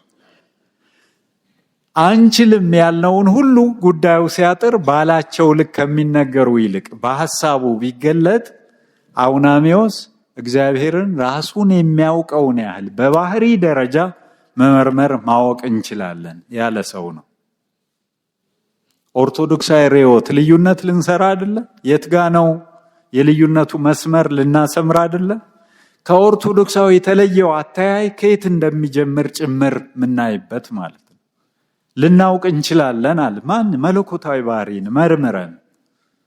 ምን ይከለክላል? ቀጠለ በዚህ ቅድም ያልኳችሁ የምዕራባውያኑም ተጠሪ ሰው ይሄን የማድረግ አቅም አለው አለ። ይሄን የመስራት የመመርመር መለኮትን የማወቅ አቅም አለው ቶማስ አኩናስ። ይቻላል። ሪካርዶ ቫስኩዌስ ወደ ላቲን እና ወደ 17ኛው ክፍለ ዘመን ስንሄድ አውናሜዎስ ያለው ነገር ምን ችግር አለው አለ። ምን ችግር አለው? ተስማሙ ማለት ነው። አሁን መስመር ሰራን። ምዕራባውያኑ ጋር ያለው የነገረ መለኮት አተያይና የኛ ልዩነት ይመረመራል አይመረመርም። ነገረ መለኮት ምንድነው? በአጠቃላይ መለኮታዊያት ምስጢራትን በሰው አቅም መርምሮ የመረዳት የመድረስ አቅም አለው ሰው? አዎ በምዕራቡ የለም በምስራቁ በኦርቶዶክሳውያኑ ዘንድ። በኢትዮጵያ ኦርቶዶክስ ተዋሕዶ ቤተክርስቲያን አሁን እንዳየናቸው የጥቆማ መሰረቶች አይቻልም። በምንድነው ታዲያ የማይቻለው? መቀራረብ የሚፈጠርበት እድል የሚሰጠን ጨርሶ ካለማወቅ ተዳፍኖ ከመቅረት የሚታደገን ምንድነው ካልን ደግሞ ኢንስ ስብያቲሁ ብሎ ብቻ ሳይቆም ወይንጠናቅ ማምክቲሁ ዘይክል ልሳነ ነቢያት ወሐዋርያት አለ። እሱን አንችልም እንኳን እኛ ነቢያት ሐዋርያት አለ። ናጥሪን ከትትና ዘምስለ ንጽህና እስመ በአንጽሖ መንፈስ ርእዩ ነቢያት ለእግዚአብሔር። ነቢያት መንፈሳቸውን ንጹህ በማድረግ እግዚአብሔርን አይተውታልና ትትናን ከንጽህና ጋር ገንዘብ እናድርጋል። ትትናን ከንጽህና ጋር እስመ በአንጽሖ መንፈስ እንዳለው በአንጽሖ መንፈስ ለማወቅ ለማየት እንችላለን ነው። ለማየት እንችላለን። የቀጰዶቅያ አባቶች እቺ ማየት ማለት በተፈቀደልን አቅም እግዚአብሔርን ማወቅ ማለት ነው ይላል። ማየትም እግዚአብሔር የተገለጠላቸው እግዚአብሔርን ያዩት እነሱ በሚችሉበት አቅም እንጂ እግዚአብሔር በሆነው ልክ አይደለም። ባህሪውን ማንነቱን በዘፈቀደ ለሰዎች ገልጦ ለጥፋት የሚዳርግ አምላክ አይደለም ማለት ቅዱስ ባስልዮስ። እናት ልጅ ወልዳ አራስ ቤት በቤቱ የሚበራውን ብርሃን ለሕፃኑ ልጅ እንደምትከልልለት አለ። ወጽልመትን ይመስዋሮ ወረሰ የጽልመተ መስዋሮ። ራሱን በምን ይጋርዳል? በምን ይሸፍናል? በጨለማ። እንደ ትልቅ የህይወት ብርሃንነቱ ብርሃኑን ሁሉ ወደኛ አይልከውም። እኛ በምንችለው ልክ ራሱን ይገልጥልናል። በገለጠልን መጠን ብቻ እናውቀዋለን ማለት ግን ኦርቶዶክሳዊ ርዕዮት ነው። በገለጠልን መጠን ብቻ እናውቀዋለን። ምን የተሰወረ ምስጢር አለ? ምን አዲስ ነገር አለ? ዝም ብላችሁ ማካበድ የውጭ ወገን ሚለን በምክንያት ስለሆነው በትችት የሚመጣው በመግቢያችንም ያልነው ዝም ብለው ያወሳስቡታል። አዲስ ነገር እኮ የለም። ነገሩ ግልጽ እኮ ነው። አምነት ድናል አለቀ በቃ ይላል። በጸጋ ብቻ ነው፣ ሌላ ታሪክ የለውም። ይሄን ያህል ማቅለልም አለ። እንዳሉት ሳይወሳሰብ ደግሞ ራስን በማወቅ ከሚችሉት በላይ ባለመንጠራራት ለድነት የሚያበቃ ጉዳይን ገንዘብ ማድረግም ደግሞ እንደዚሁ የታወቀ ነገር ሆኖ ይቀጥላል። እዚሁ ርዕዮት ውስጥ ሊታይ የሚገባው አንድ ነገር ተጨማሪ ነገር ቢኖር መጽሐፍ ቅዱስ ነው። ልቀጥል ትወጣላችሁ? ልቀጥል ነው እንዴ? እሱ ሊሆን ግድ ነው። በሃይማኖት በስነ ምግባርና በታሪክ ረገድ ስህተት የሌለው መጽሐፍ ማን ነው? መጽሐፍ ቅዱስ ነው። አተያይ ነው። ስህተት የሌለበት መጽሐፍ፣ እንከን የማይገኝበት መጽሐፍ ነው። ለምን? መጽሐፍ ቅዱስ ነው። አሁን እንዳልነው መጽሐፍ ቅዱስ መገለጥ ስለሆነ ነው። መገለጥ ነው መጽሐፍ ቅዱስ። እግዚአብሔር ራሱን በሚገባቸው ልክ ሰዎች ያውቁት ዘንድ ወዶ ካደረጋቸው መገለጦች ውስጥ አንዱ መጽሐፍ ቅዱስ ነው። መገለጥ አጠቃላይና ልዩ ተብሎ በሁለት ይከፈላል። አጠቃላይ የምንለው መገለጥ ውስጥ አንዱ ዓለመ ተፈጥሮ ነው። ግዑዙን ጨምሮ ይሄ ዓለመ ተፈጥሮ እግዚአብሔር ይታወቅ ለፍጥረቱ፣ በፍጥረቱ ያልንበት ምክንያት እሱ ነው አንዱ። ሁለተኛው የሰው ባህሪ ነው። ሰው ከራሱ መነሻነት እግዚአብሔርን የማወቅ እድል ስላለው በነፍሳችን አንድነት ሶስትነት እያልን የሥላሴ ምሳሌነት እየሰራን ምንማማርበት ምክንያት ሁሉ እሱ ነው። በጸጋ በባህሪ እያልን ልዩነት ምንሰራው ከኛ ጸጋ ተነስተን የባህሪውን ነገር በጥቂቱ ለማወቅ የምናደርገው ጥረት አካል ነው። እነዚህን ይጨምርና አጠቃላይ መገለጥ ውስጥ ታሪክ ሶስተኛ ያደርጋል። ታሪክ በታሪክ የተደረጉ ነገሮች ያጋጠሙ ክስተቶች ሁሉ ነገር እግዚአብሔርን የምንማርባቸው ምክንያቶች ናቸው፣ ምንጭ ናቸው ብሎ ማሰብ ማለት ነው። ይሄን ያደረገው እግዚአብሔር ነው፣ ትላንት ስለሆነው የእግዚአብሔር ነገር ነው ብሎ ማሰብ ነው። ልዩ መገለጥ ላይ ሲደርስ አሁን ምላችሁን ነው የሚያመጣው መጽሐፍ ቅዱስ። በመጽሐፍ ቅዱስ ነቢያት፣ ሐዋርያት በመጨረሻም በልጁ ይላል። ልዩ መገለጥ ልዩ መገለጥ ከድነት ጋር ቀጥተኛ ግንኙነት ያለው ነው። ቀጥተኛ አጠቃላይ መገለጥ ግን ወደ ልዩ እስካልመጣ ድረስ ብቻውን ከድነት ጋር ሊያገናኝ ስለማይችል ቀጥተኛ ያልሆነ ለድነት የማያበቃ ይባላል። የት ድረስ ነው ሊያደርስ የሚችለው? ልክ አንድ ፈላስፋ ሊል የሚችለው አንድ ኃይል አለ ነው። ያ ኃይል ማን ነው? ልዩ መገለጥ ግን እርሱ በስጋ የተገለጠ አምላክ ኢየሱስ ክርስቶስ የሁላችን መድኃኒት ሲል አሁን ከድነት ጋር ቀጥተኛ ግንኙነት ሰራ ነው። መጽሐፍ ቅዱስ ላይ ያለ አመለካከት ብዙ አይነት ነው። ከዚህ አንጻር ልክ ሰው እንደፈጠረው አንድ ታሪካዊ መዝገብ ይሄንን ቀንስ ይሄንን ጨምር የሚል አዝማሚያ ብዙ ሰዎች አላቸው። የርዕዮታችን ልዩነት ነው። በመጽሐፍ ቅዱስ ላይ ስላልፈለግን ቃልም አንቀንስ ቃልም አንጨምር፣ ስለፈለግን ስለወደድን መጽሐፍ ቅዱስን እንደተገለጠ የእግዚአብሔር እውነት እንደተረጋገጠ ስለምንቀበል መጽሐፍ ቅዱስ የእውነት መጽሐፍ ነው፣ ስህተትም የለበትም። ከዚህ ይጀምራል ነገረ መጽሐፍ ቅዱስ። መጽሐፍ ቅዱስ ያለምንም እንከን ሰዎችን ወደ እውነትና ድነት የሚመራ ቅዱስ መጽሐፍ ነው። ካፌ የሚወጣው ቃሌ እንዲሁ ይሆናል፣ የምሻውን ያደርጋል፣ የላኩትንም ይፈጽማል እንጂ በከንቱ አይመለስም ያለው በነቢዩ በኢሳይያስ የተነገረ ቃል ለዚህ ይሰራል። ኢሳይያስ 55 መጽሐፍ ቅዱስ የአብርሆ ልቡናም መሰረት ነው። መንፈስ ቅዱስ መጽሐፍ ቅዱስን ለመረዳት አማኞችን ስለሚያግዝበት መንገድ ማለት ነው። ምሪት ምንለውን እገዛውን፣ መሪነቱን በኦርቶዶክሳውያን አተያይ በመንፈስ ቅዱስ መሪነት የተጻፈውን መጽሐፍ ቅዱስን በስጋዊ ዕውቀታዊ መንገድ አንብበን መረዳት አንችልም። ከላይ ይንክል ያልነው እዚህም ይሰራል። በሰውኛ የመረዳት አቅምና ባለንበት አሁን ስጋዊ ደረጃ ማለት ምን ይፈልጋል ነው። ከዚህ የሚወጣው ሐሳብ ሌላ ታምራል ተጨማሪ ምን ይፈልጋል? እሱን ለማየት ነው ጥረታችን። አንብቦ ለመረዳትም የመንፈስ ቅዱስን እገዛ ይፈልጋል። ስለዚህ በስርዓት አምልኳችን ጸልዩ በእንተ ወንጌል ቅዱስ ማለታችን የሚያመላክተው ነገር አለ።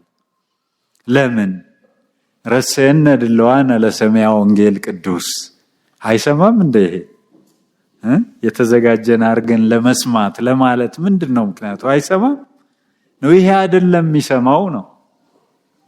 የምንሰማበትን አይነ ልቡናችን አብራለን እንዳልን ያብረው ልቡናው አንተን ብቻ ዘወትር ያዩ ዘንድ ዋዛንነሂ ቃለ ዘባቲትከ ይስማ ነው። አሁንም ወንጌልን ለመስማት ይሄ ስጋዊ ጆሮ ብቻ ሳይሆን ውስጣዊ እዝነ ልቡና የተባለው የማንነታችን አካል እንዲሰማ መደረግ ያለበት መከፈት ያለበት ነገር ስላለ ለዚህ በቃን አድርገን ነው ጸሎቱ። ይሄ በራሱ ምን ያሳያል?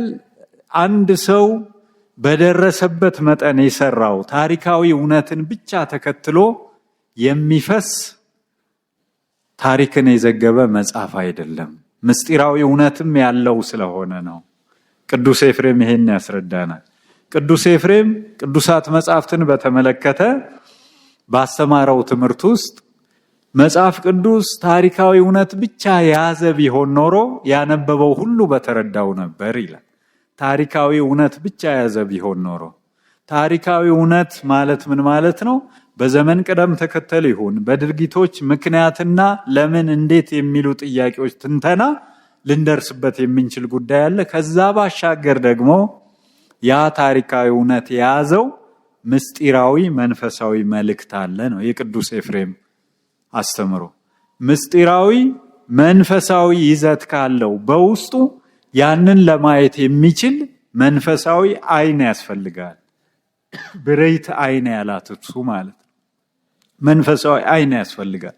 መንፈሳዊ ምልከታ ያስፈልጋል። ስለዚህ መጽሐፍ ቅዱስን ለማንበብ የሚቀድመው ጸሎት ነው። እሱን ተከትላ ቤተክርስቲያን ጸልዩ በእንተ ወንጌል ቅዱስ ከማንበብ የሚቀድመው ጸሎት ነው። አይነ ልቡናችን አብራልን የሚለው በዚህ ረገድ ቅድስት ቤተክርስቲያናችን ለመግለጥ አንዳንድ ሰዎች ከተጠቀሙበት መንገድ አንድ ሁለት ብናይ ቅድስት ድንግልን እጅግ በተዋበ ቅኔያዊ አቀራረብ ከሚያመሰግንበት ምስጋና በተጨማሪ መጽሐፍ ቅዱሳውያት ናቸው። ሌሎች እኛ ዋልድም ሌሎች ምንላቸው መጽሐፍትም እንዚራ ስብሐትን ጨምሮ መጽሐፍ ቅዱስን በተለየ መንገድ አስውቦ በዚህም መልኩ ይገለጣል ብሎ ማቅረብ ስለሆነ እንዚራ ስብሐት እንዲነበብ የሚመከረው አለ።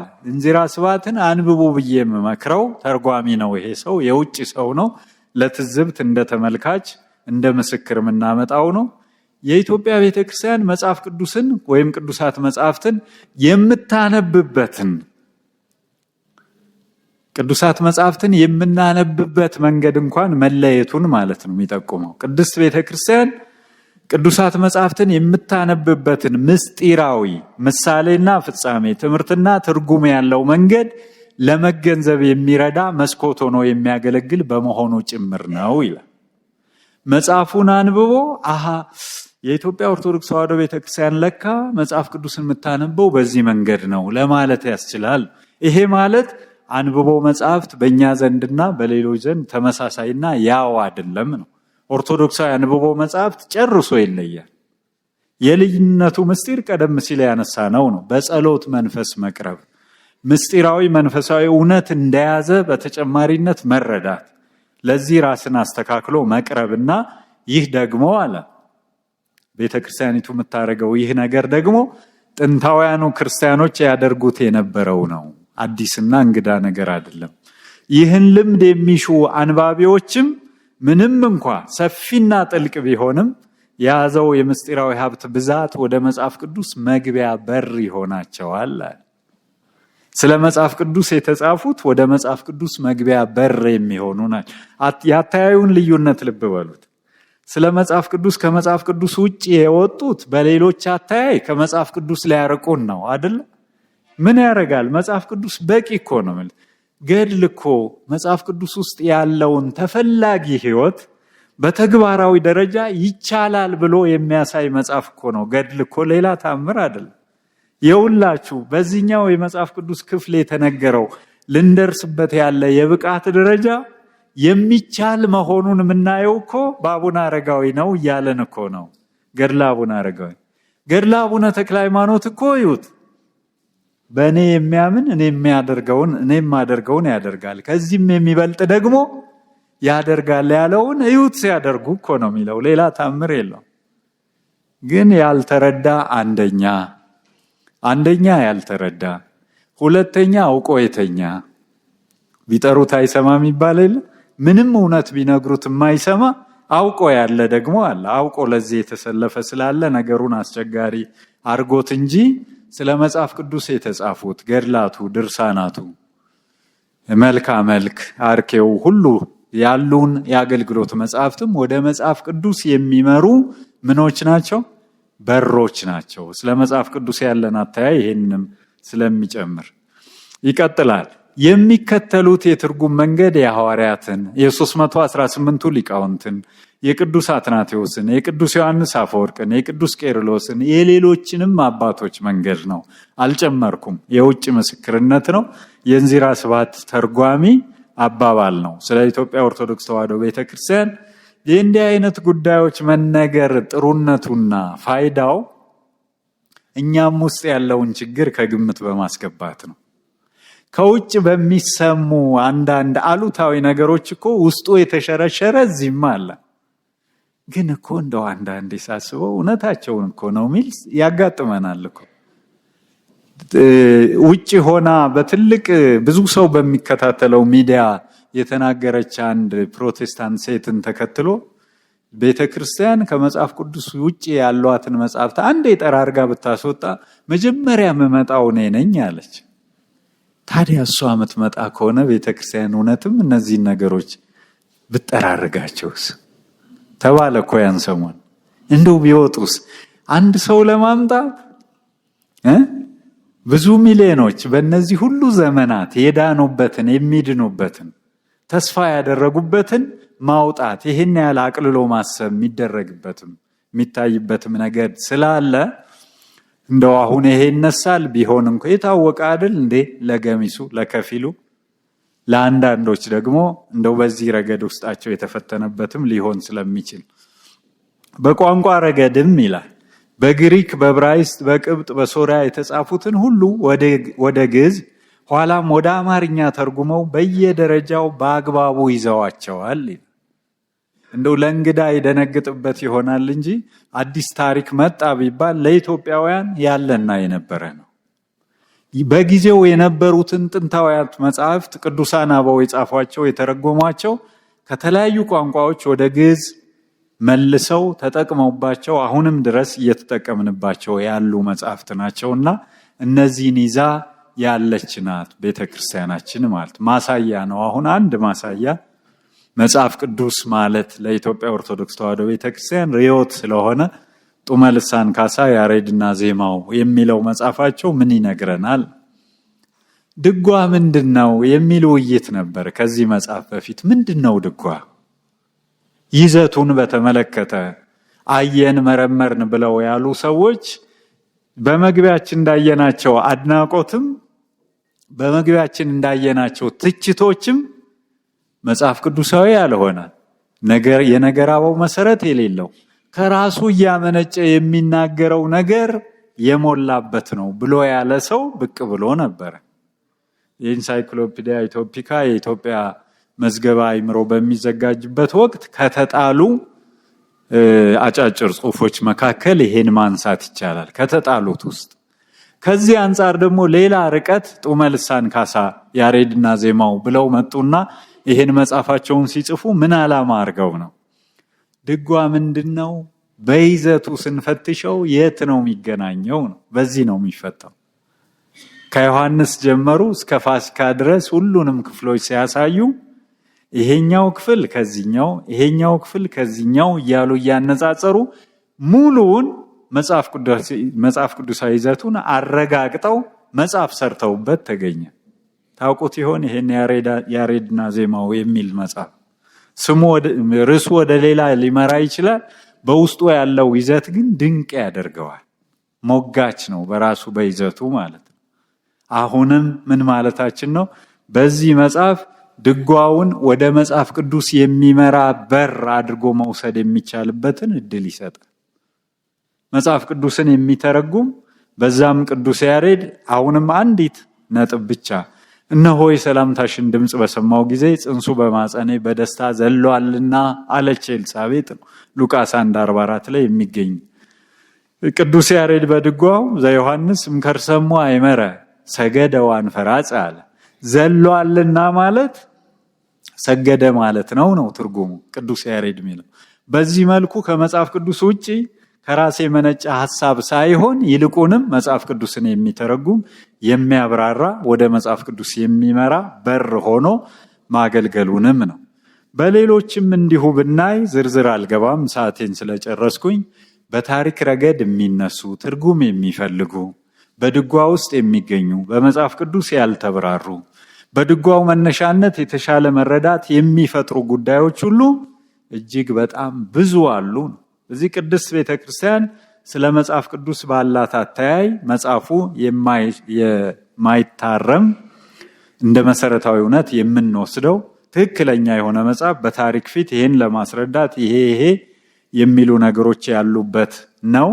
ቀጣዮቹም የኦርቶዶክሳዊ ነገረ ድነት ምንጮችና የመዳረሻ ሐሳቦች ናቸው። ምን ድረስ ነው የኦርቶዶክሳዊ ነገረ ድነት መቋጫው መድረሻው? ሌሎች ሊያሳዩን ማይችሉትን ማሳየት የሚችልበት አቅም ያለው ከመሆኑ የተነሳ ነው። እነዚህን ጊዜ ካለን በውይይትም ልናዳብራቸው ስለምንችል ስለነበረን ጊዜ እግዚአብሔር የተመሰገነ ይሁን። ይቆየን።